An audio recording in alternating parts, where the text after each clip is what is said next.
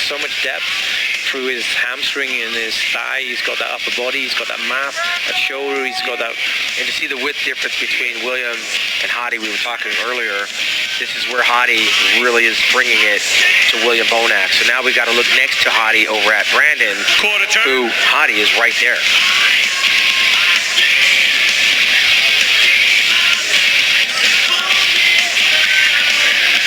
Hadi's lived up to my expectations, seeing him in the flesh, as well as, you know, pictures and videos, etc.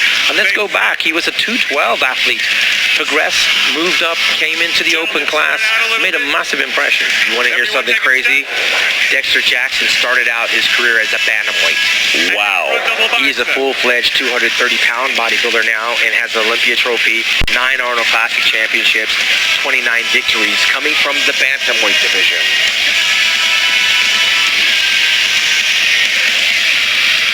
Front lat spread. And it looks like the veteran Dexter Jackson has actually improved in the last 20 minutes between the first round opposing. Yeah, I actually believe that Dexter is battling it out with Rolly Winkler before. They're going to start moving these athletes around. They're starting to do it now. Hadi and Dexter switch. Well, I got to tell you, Willliam and Steve switch. Hadi, I believe, is in the conversation. These judges are going to play with us right now. They're not going to give away this show. I go 1, 2, 3, like, you know what I mean? We're not going to figure it out right away. As well as some pretty good bragging rights. Head Judge Steve Weinberger rotating people, putting them through their paces, various poses to get that final look. And each other one of these athletes is deserve to be here, guys, because they haven't just come here. The Olympia lineup is 20, early 30s. Now these guys are much older. I mean, 30 is probably the average age, maybe 35 for these guys. Can you believe that Lee Haney retired at 31 with 8 Olympia trophies? It is so hard to believe. I mean, the things that Arnold Schwarzenegger was doing at the age of 28, and we're talking about Dexter at 49. And also, when he stepped away from the industry, he was in his lifetime best condition. And there's been very few Mr. Olympias which have actually ever done that. Most Mr. Olympias have actually stepped away from the stage, not representing their best all-time best, on the decline. We know that Dorian Yates went out at his absolute worst, and Ronnie Coleman at his worst. Lee Haney went out looking almost his absolute best at 31 years old, and he still had gas in the tank. If he put another 5 years in there, he still had gas in the tank. I mean, Dorian might want to have something to say about that, because Dorian changed. From 92 to 93, it was like night and day. But I would have loved to see that competition with Lee Haney in 92, along with Dorian Yates in 92, and Kevin Levrone and myself. That would have been a one for the ages, but Lee would have probably been winning his 9th Olympia. Well, I mean, that's a great question for you. So you get a guy like Patrick that cocomes out here, and he's up against some of these mass monsters, and maybe a little shorter. What was it like being up against those beasts back in the day? Lee Labrada was showing me it was possible. Muhammad McAway showed me it didn't matter how tall you were or how big you were. Chris Dickerson at 5'6" and Samir Banu at 5'6". I took on giants that were invisible to me because I was trying to be Lee Labrada. I was trying to be Muhammad McAway. They showed me it was possible. Willliam and Brandon. And now we get to the payoff. This is what you pay the big bucks to see. We are probably potentially looking at the next Mr. Olympia in this call out right here. And I don't know if you guys saw that as we were talking. Cedric and Patrick were having quite a moment of some great camaraderie and some great encouragement. It's going to be interesting where they start placing these, where they're going to start moving these athletes around. They're starting to do it now. Hadi and Dexter switch. Well, I got to tell you, Willliam and Steve switch. Hadi, I believe, is in the conversation. These judges are going to play with us right now. They're not going to give away this show. Like going 1, 2, 3, like, you know what I mean? We're not going to figure it out right away. But I mean, I keep coming back to what Brandon is bringing. He's probably one of the more improved bodybuilders over the past 5 years.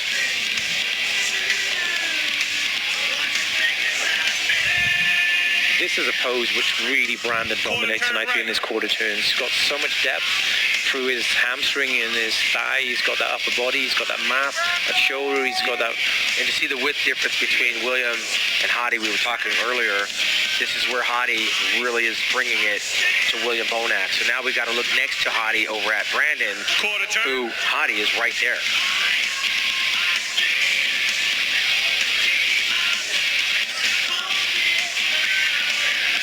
Hadi's lived up to my expectations, seeing him in the flesh, as well as, you know, pictures and videos, etc. And let's go back. He was a 212 athlete. Progressed, moved up, came into the open class, made a massive impression. You want to hear something crazy? Dexter Jackson started out his career as a bantamweight. Wow. He is a full-fledged 230-pound bodybuilder now and has an Olympia trophy, 9 Arnold Classic championships, 29 victories, coming from the bantamweight division.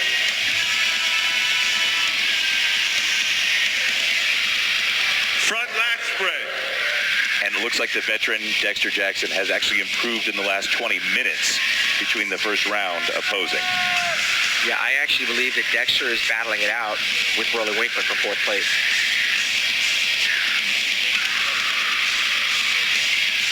But at the moment, guys, it looks like first and second look like it's between potentially Hadi and Brandon. That's where I'm at. I was going to say that just before you said it, which would then leave Willliam as the odd man out fighting for that 3rd place spot.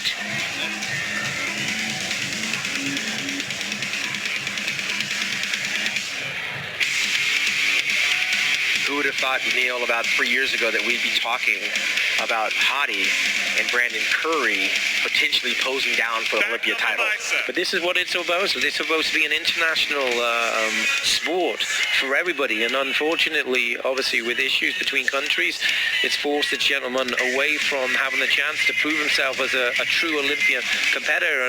And he's really made a great impression here. Him and his coach, Hadi Rambod, they've done a great job. Guys, I got to say, I love the open title this year, and I love the fact that it is just wide open to who brings their best. Well, let me tell you, the whole weekend's been great, Tim. I mean, what Dan Solomon has done with Tamer El-Gundy producing the show, and Dan Solomon presenting this competition and bringing his entire crew and staff here together. This is probably one of the most memorable Olympias that we've had in a long time, not to mention it's historical in nature. Crowning of a new Mr. Olympia, which we witnessed a year ago with Sean Roden defeating Phil Heath. This one has a little bit more suspense and hype to it, because these are guys that were never supposed to win the Olympia. These are guys we weren't going to be talking about as a Mr. Olympia winner, and now they're in the conversation. In addition to what Dan Solomon and his team and Tamer have done, 650 plus competitors for the amateur Olympia this weekend. Massive shot. I think that's the biggest one that they've had. And again, what I was saying earlier is, like, 6 months ago, Hadi didn't even know if he can get a visa to come into the country. And you got to train through that, hoping that you get it. Can you imagine he looked like this, and a week ago they tell him no visa? We would have one of the best bodybuilders in the world sitting back home. And it would be a whole different dynamic we're talking about tonight. Now, Neil, what was that switch we just saw with Dexter and Willliam? Yeah, to me, that tells me that the number 1 and 2 is definitely the battle between Hadi and Brandon, just because of the situation. Otherwise, you would put Willliam potentially in the middle of those two and put him in the center and compare him between those two athletes. And if first, second, and third in no order is those 3 athletes, then they're totally different shapes and structures. Look at them. Well, don't be surprised if Dexter Jackson pulls up into 4th place, because he's made better improvements than Rolly did overnight. I believe I firmly got Steve Kuklo at 6th. Hadi's shoulders and arms were just bursting off of each part they're supposed to be. Well, you know what?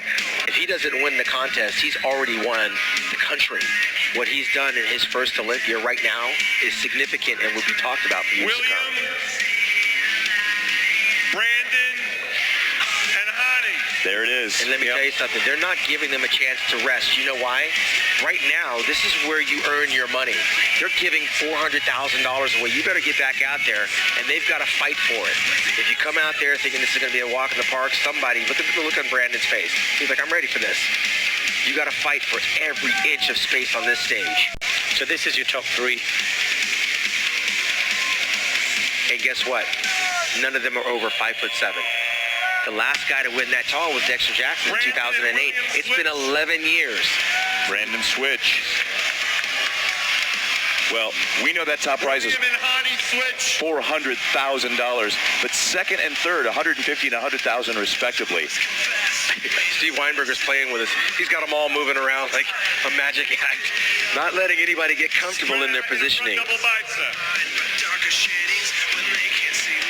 definitely feel that Williams had an injury on his right quad. Well, I can tell you, that didn't slow him down because a year ago he was a little bit watery, and he wouldn't have been in this lineup. I believe he was 4th last year, yes? Yeah. Yes.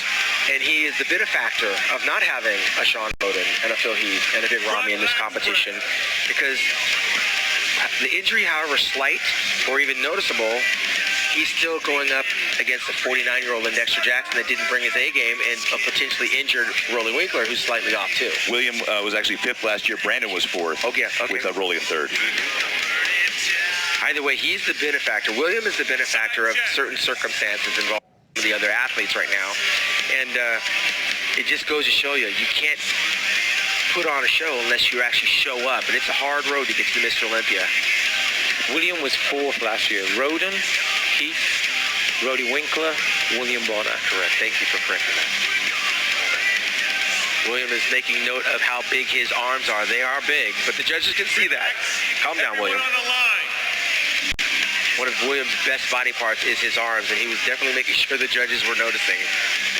You see they keep inching closer to him. There's a reason for that. The closer you are to the judges, the more three-dimensional you look. But they are smart enough to keep them in the best lighting, to have them on the line so that no one has an advantage. Okay, now, I just saw an earpiece on Hadi Choopan. Yes, he's had difficulty hearing for quite some time. A lot of people are trying to he looks like he's trying to read your lips. He doesn't speak English. And so what do? We talk louder, thinking he will understand, but he's got a hearing impairment. That's a phenomenal pose for William. Any rear pose, he is unbelievable. And personally, me, I have him winning the rear poses. And you can see that his glutes are very tight. But this is where he loses it. He just doesn't have the width. That's the genetic thing. Hadi and Brandon are killing him on this lat spread. And they're getting worked. And they should. This is what we paid to see. We want you guys to fight it out. That's why you have to practice, practice, practice. Long before you get here, you'll notice some guys start to shake. It's because they didn't practice the posing. It's the hardest thing to do when you're watching your carbs, when you're doing extra amounts of cardio. You get lightheaded very easy. So you have to do this at home when no one's watching, so that when you get here, it's easy. And Steve knows he's had put some of the world's best bodybuilders through these poses, so they're trying to buy time, and Steve's like, let's go. And they should. Work for it. There's the vacuum. Oh. Hadi's the only one that can pull off that vacuum. And you'll notice the bodybuilders are posing slower. They're trying to buy some time. I personally feel that Williams made some good changes. I feel he's harder, he's drier. But at the same time, Brandon's made some good improvements. I think Hadi's very similar, which shows consistency. I think that Brandon, as he poses, he's breaking a slight little sweat, which gives him that sheen. Thank you, gentlemen. Back in line. That was a great top 3 right there. They didn't move Brandon from the center. That's something important to note. I've been there with Lee Haney and Dorian.